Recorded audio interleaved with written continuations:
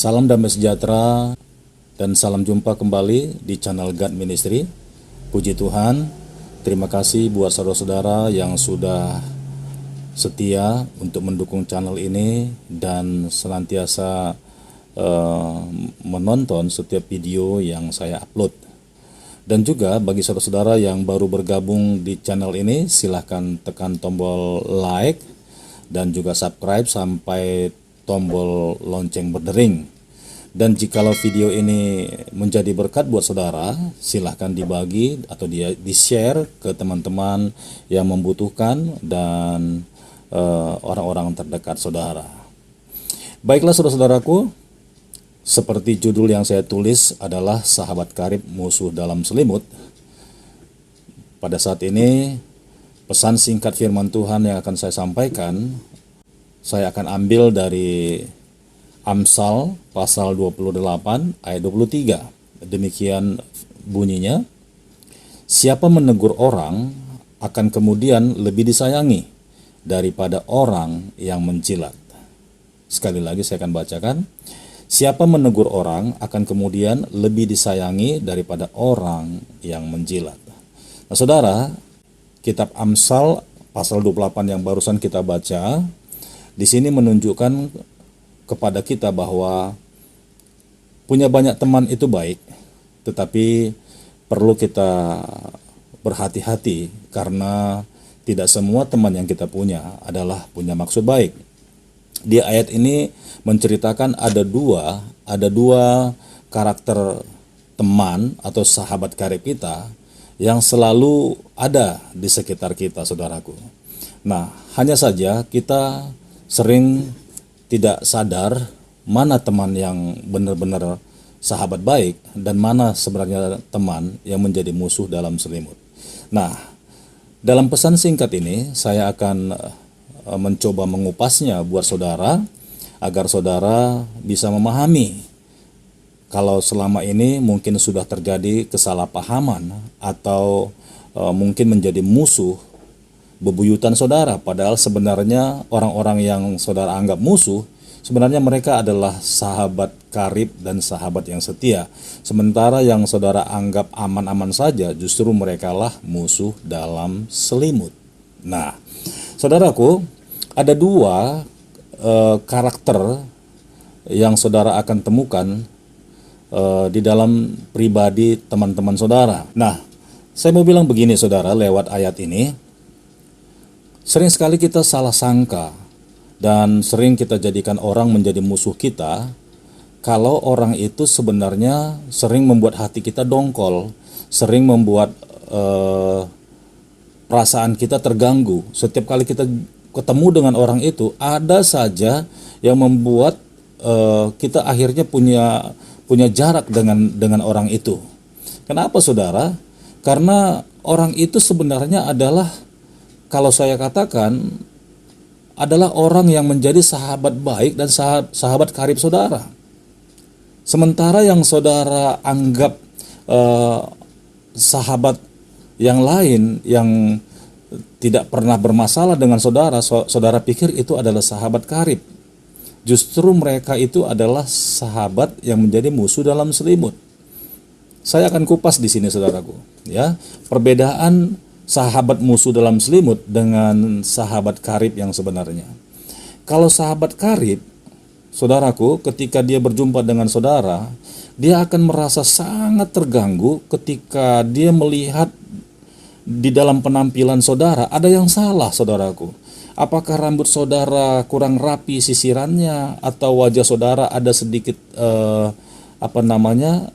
noda, atau mungkin kita barusan makan makanan yang enak lalu ada yang nyangkut di gigi kita.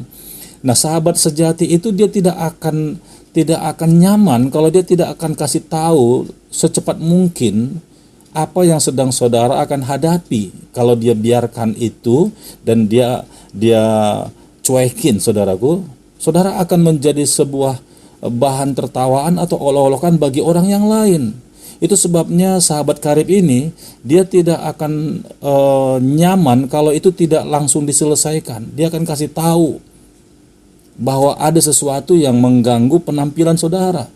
Begitu juga kalau dia melihat pakaian yang saudara pakai terbalik, atau mungkin ada yang sobek, ya mungkin maaf saja gitu loh, kalau ada bagian-bagian dari pakaian saudara yang mungkin sudah tidak baik gitu ya, dia akan kasih tahu. Dan mungkin pada saat dikasih tahu, saudara merasa terganggu dan saudara mungkin jengkel gitu loh. Ini orang kok ngurus-ngurusin orang gitu ya.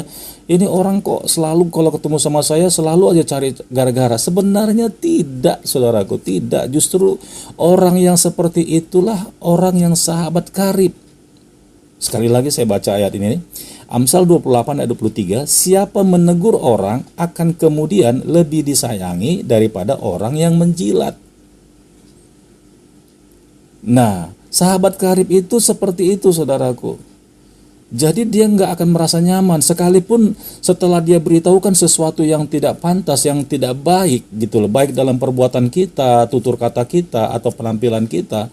Dia nggak akan merasa menyesal kalau nanti saudara marah sama dia. Dia nggak akan merasa menyesal karena yang dia lakukan itu sebenarnya yang terbaik buat saudara dan saya. Tapi sering sekali kita akan menjadikan dia menjadi musuh. Bahkan kita jauhi. Bahkan kita akan mengelak kalau dia mau dekat dengan kita, saudaraku. Kita yang keliru.